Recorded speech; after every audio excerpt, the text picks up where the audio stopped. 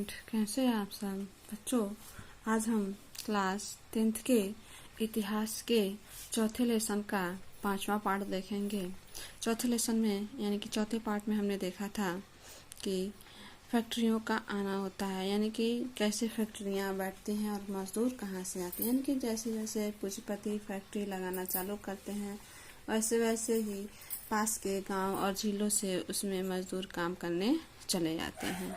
कुछ लोगों को नौकरी पाना बहुत मुश्किल होता था, तो वहाँ पे जो पुराने लोग रहते थे जिन्हें जाबर कहा जाता था, यानी कि मिस्त्री लोग या सरदार लोग, वो अपने गांव से आदमी बुलाते थे और अपने पसंदीदा चीज़ पे रखते थे, उनका भरोसा देते थे और उन्हें शहर में जमने के लिए मदद करते थे और उनको मुसीबतों में पैसे भी देते थे। तो इस तरीके से उन्हें उनकी मजबूती बन जाती थी और लोग मजदूरों को जिंदगी को नियंत्रित करने लगते थे। आज का हमारा पॉइंट है औद्योगिक विकास का अनूठापन, कि औद्योगिक विकास का अनूठापन क्या है। कह कि भारत में औद्योगिक उत्पादन पर वर्चस्व रखने वाली यूरोपीय प्रबंधकीय एजेंसी की कुछ खास तरह के उत्पादों में भी दिलचस्पी थी। इनकी जो यूरोपीय प्रबंधन थे, उन्होंने औपनिवेशिक सरकार से सस्ती कीमत पे जमीन लेकर के चाय और कॉफी के बागान लगाए थे। यानी कि जो औपनिवेशिक सरकार थी, नील खनन, नील व जूट व्यवसाय में पैसे का निवेश किया, यानी कि खर्च किया, और इनमें से ज्यादातर ऐसे उत्पाद थे जिनकी भारत में बिक्री के लिए नहीं बल्कि मुख्य रूप से निर्यात के लिए आवश्यकता थी। 19वीं सदी के आखिर में जब भारतीय व्यवसायी उद्योग लगाने लगे तो उन्होंने भारतीय बाजार में मैनचेस्टर की बनी चीजों को प्रतिस्पर्धा नहीं की। मैनचेस्टर में चीजें बहुत सस्ती होती थी, सस्ती भी होती थी और आसानी से मिलती थी, तो उसमें करा कि जो मैनचेस्टर की बनी चीजों में प्रतिस्पर्धा नहीं थी।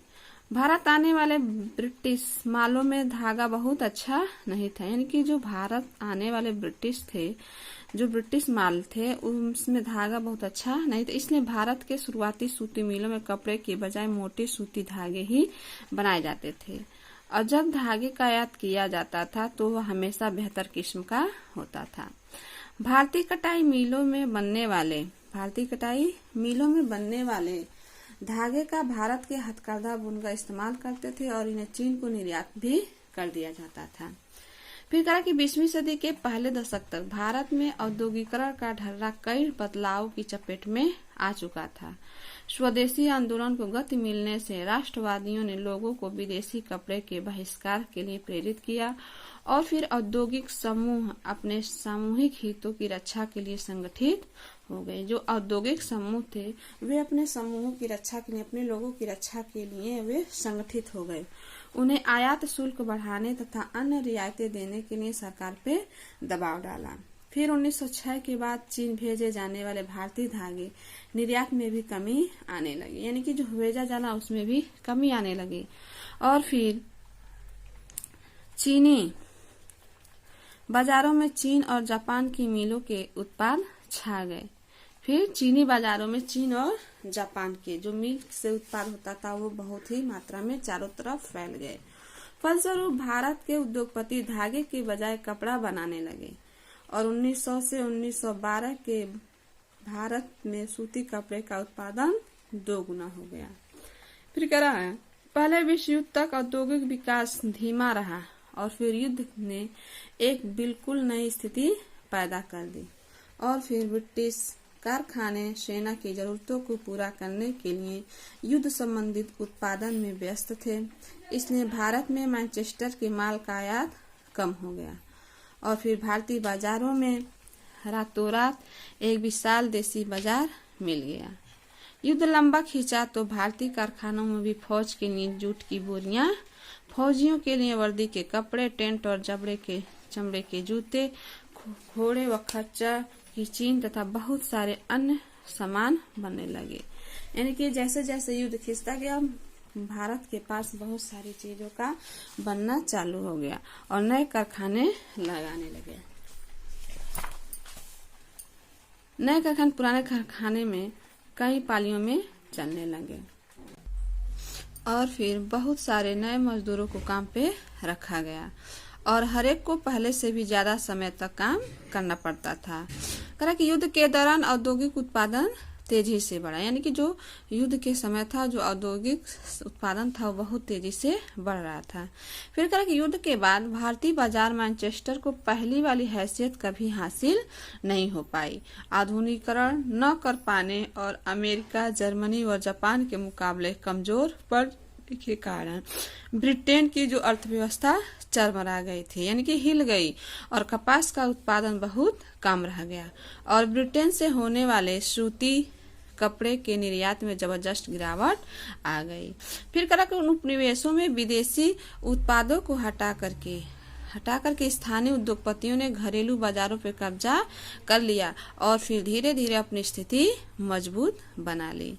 इसके बाद आता है लघु उद्योगों की बहुतायत है। कि हालांकि युद्ध के बाद फैक्ट्री उद्योगों में लगातार इजाफा हो रहा था, यानी कि जो युद्ध के बाद फैक्ट्री उद्योग थे उसमें लगातार मुनाफा हो रहा था, लेकिन अर्थव्यवस्था में विशाल उद्योगों का हिस्सा बहुत छोटा था। उनमें से ज्यादातर 1911 से 11 में 67% बंगाल और बम्बई में स्थित थे। बाकी पूरे देश में छोटे स्तर के उत्पादन का ही दबदबा रहा। पंजीकृत फैक्ट्रियों में कुल औद्योगिक श्रम शक्ति का बहुत छोटा हिस्सा ही काम करता था और यह संख्या 1911 में 5% और 1931 में 10% थी। बाकी मजदूर गली मोहल्ले में छोटी मोटी वर्कशॉप और घरेलू इकाइयों में काम करते थे। कुछ मामलों में 20वीं सदी के दौरान हाथ से होने वाले उत्पादन में दरअसल इजाफा हुआ, यानी कि मुनाफा हुआ। यह बात हथकरघा क्षेत्र के बारे में सही है, जिसकी हमने पीछे चर्चा की थी। सस्ते मशीन निर्मित धागे ने 19वीं सदी में कताई उद्योग को खत्म कर दिया, लेकिन तमाम समस्याओं के बावजूद बुनकर अपना व्यवसाय किसी तरह चलाते रहे।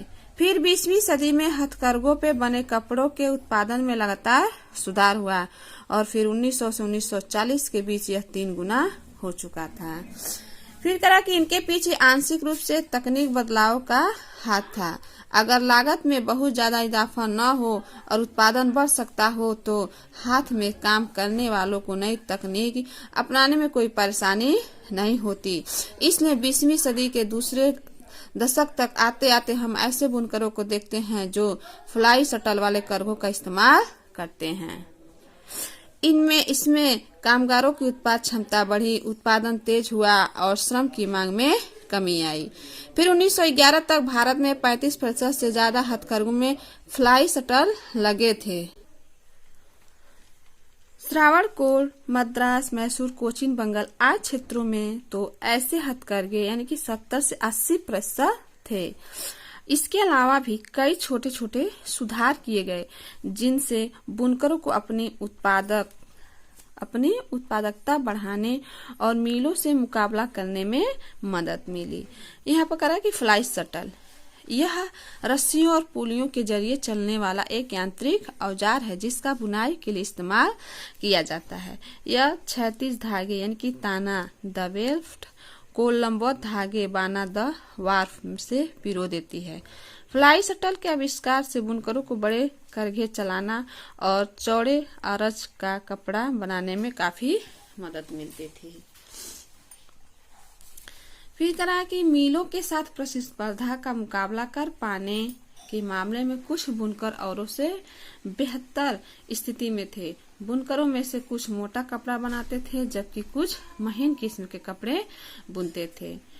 मोटे कपड़े को मुख्य रूप से गरीब ही खरीदते थे और उसकी मांग में भारी उतार चढ़ाव आते थे। यानी कि जो मोटे कपड़े होते थे मात्र जो कम पूंजी वाले व्यक्ति रहते थे या गरीब रहते थे वही खरीदते थे और उसकी मांग कभी चढ़ता था कभी उतर जाता था। खराब फसल और अकाल के समय जब ग्रामीण गरीबों के पास खाने को कुछ नहीं होता और नगद आय के साधन खत्म हो जाते तो वे कपड़ा नहीं खरीद सकते। बेहतर किस्म के कपड़े की मांग खाते पीते तबके यानी कि समूह से ज्यादा थी उसमें उतरा चढ़ाव कम आते थे। जब गरीब भूखों मर रहे होते तब भी अमीर यह कपड़ा खरीद सकते थे। अकालों से बनारसी और बालूचरी साड़ियों की बिक्री पर असर नहीं पड़ता था। वैसे भी जैसा कि आप देख चुके हैं कि मिल विशेष प्रकार की बुनाई की नकल नहीं कर सकते थे। बुने हुए बॉर्डर वाली साड़ियां या मद्रास की प्रसिद्ध लुंगियों की जगह लेना मिलों के लिए आसान नहीं था। ऐसा भी नहीं है कि 20वीं सदी में भी उत्पादन बढ़ाते जा रहे बुनकरों व अन्य दस्तकारों को हमेशा फायदा ही हो रहा था। उनकी जिंदगी बहुत कठोर थी। उन्हें दिन रात काम करना पड़ता था। अक्सर पूरा परिवार, बच्चे, बूढ़े, औरतें उत्पादन के किसी न किसी काम में हाथ बढ़ाता था। लेकिन ये फैक्ट्रियों के युग में अतीत के अवशेष भर नहीं थे। उनका जीवन और श्रम औद्योगिकरण की प्रक्रिया का भिन्न अंग था। ये कुछ राज्य दिए गए हैं जहां भारत में बड़े पैमाने पर उद्योग वाले इलाके हैं, यानी कि बम्बई में सूती कपड़ा था, मद्रास में था, मध्य प्रांत में था, फिर बंगाल में था, बिहार में, फिर संयुक्त प्रांत और पंजाब में। यहाँ पे विभिन्न प्रकार के उद्योग धंधे थे जहाँ पे कपड़े बनाए जाते थे। तो आज के वीडियो में बस इतना ही। नेक्स्ट वीडियो में हम नेक्स्ट पार्ट देखेंगे। धन्यवाद।